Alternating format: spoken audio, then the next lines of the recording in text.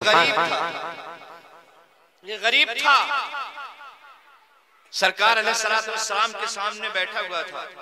अल्लाह के हबीब सल्लल्लाहु तआला अलैहि वसल्लम मोहब्बत भरी बातें कर रहे थे, प्यार भरी बातें फरमा रहे थे और खैरियत मालूम कर रहे थे।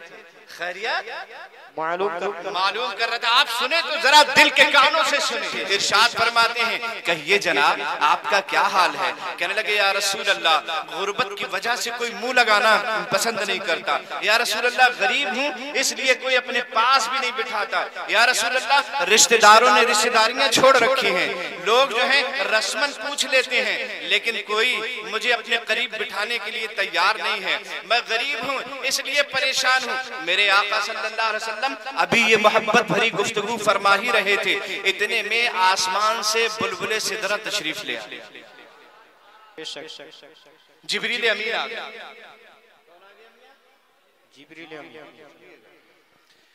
मेरे आका भी गरीब से बातें कर ही रहे थे, इतने में फरिश्तों के सरदार हजरत जिब्रील अमीन आ गया। जिब्रील अमीन अर्ज करते, या रसूल अल्लाह, जिस आदमी से आप मोहब्बत भरी गुफ्तगू फरमा रहे हैं, ये आदमी कल जोहर के वक्त मर जाएगा। कल जोहर के वक्त इसका इंतकाल हो जाएगा।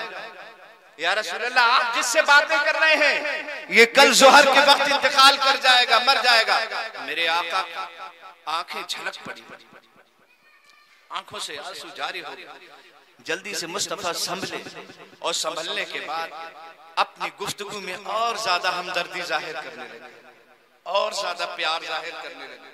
मरने वालों से लोग मोहब्बत कुछ ज्यादा ही करते हैं ना, है ना, कुछ ज्यादा ही मोहब्बत करते हैं।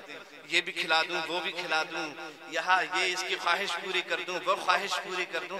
ये सरकार की सुन्नत है। कल जोहर में इंतकाल होने वाला है। तारे सिदरा जिब्रील अमीन ये बात कह गए, और जिब्रील जब बात कह जाते हैं तो पक्की होती है ना, बात पक्की, कल जोहर के वक्त इंतकाल हो जाएगा इसका। सरकार अलैहिस्सलाम फरमाते हैं, अच्छा तुम्हारी जिंदगी की कोई जो बड़ी से बड़ी ख्वाहिश थी तुम्हारे दिल की, जो पूरी ना हो सकी हो, वो अपनी ख्वाहिश हो तो बयान कर दो, बता दो। आका फरमाते हैं, दिल में सोचते कि कल तो इसका जोहर के वक्त में इंतकाल हो ही जाएगा, लाओ इसके दिल की ख्वाहिशें पूरी कर दी जाए। तो अब ये गरीब आदमी दिल की ख्वाहिश क्या जाहिर करता है, जरा गौर तो करें।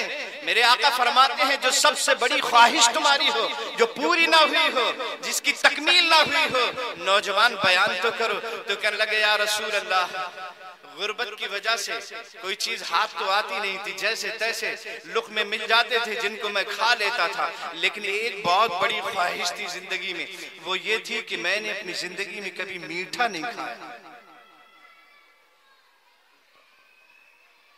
मैंने अपनी जिंदगी में कभी मीठा नहीं खाया। सरकार जवान हो गया और मीठा न मिल सका।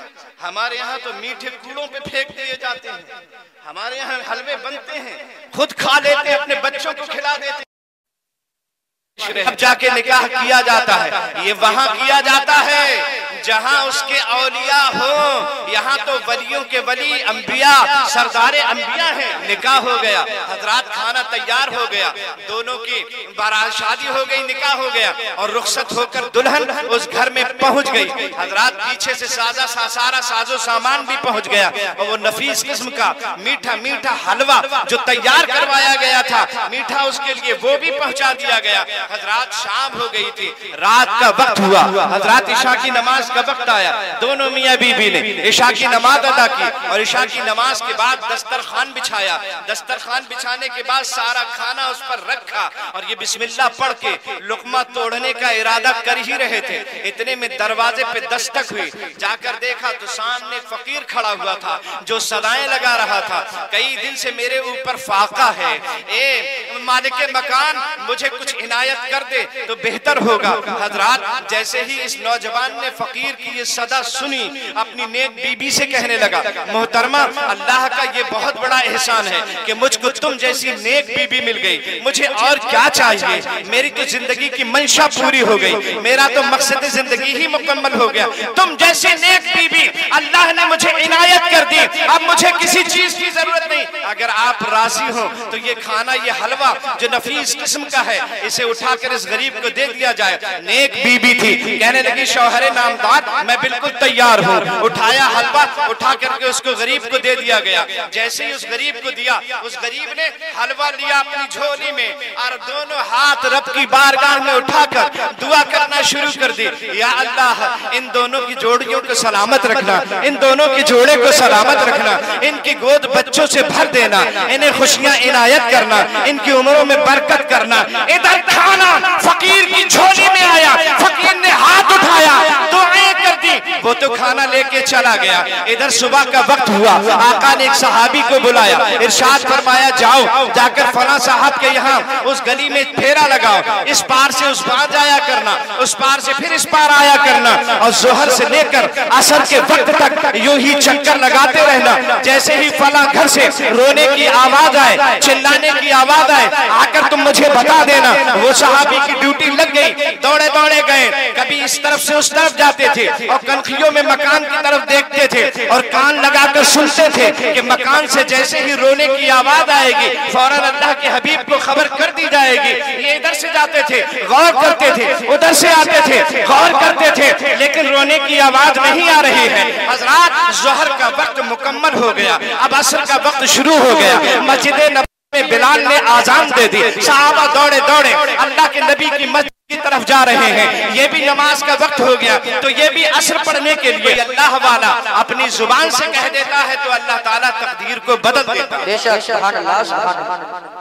तकदीर मुबरम, तकदीर मुशाबिह व मुबरम और तकदीर मुअल्लक, ये तीन तरह की तकदीरें होती हैं। एक तकदीर बदलती नहीं है और एक तकदीर वो होती है, अगर बंदा गिड़गिड़ाए रब की बारगाह में तो अल्लाह ताला तकदीर को बदल देता है। और एक वो तकदीर होती है कि अगर कोई बुजुर्ग, कोई अल्लाह वाला अपनी जुबान से कह दे तो अल्लाह ताला उसकी तकदीर को बदल देता।